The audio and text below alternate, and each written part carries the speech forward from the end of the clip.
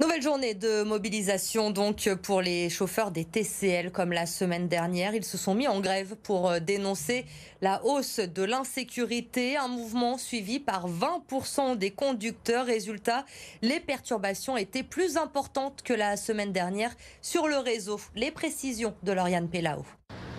Cette fois-ci, ce ne sont plus uniquement les bus, mais toutes les lignes de tramway qui sont concernées.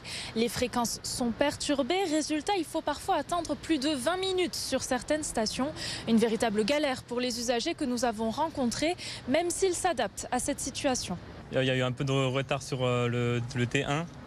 Et du coup, pour arriver à l'heure, c'était un peu compliqué. J'ai été faire mes courses et du coup, comme le ticket est valable 1 heure, je me dis est-ce que ça va tenir dans mon heure? Mais c'est juste ça. J'ai dû partir un peu en avance, mais après, vu qu'ils préviennent, on peut quand même s'arranger. Mais c'est vrai que c'est quand même un peu compliqué, c'est un peu la galère pour venir et pour bouger. Enfin, voilà, il ne faut pas être pressé, quoi. La CGT compte un chauffeur sur 5 en grève, plus quelques agents de maîtrise qui se sont joints à eux ce lundi. Les 9 dépôts sont touchés, particulièrement sur l'ouest lyonnais, là où le mouvement a commencé. Les conducteurs dénoncent leurs conditions de travail ainsi que des violences de plus en plus fréquentes. Écoutez. Il y a déjà un petit moment, un conducteur sur Rieux s'est fait attaquer au tournevis.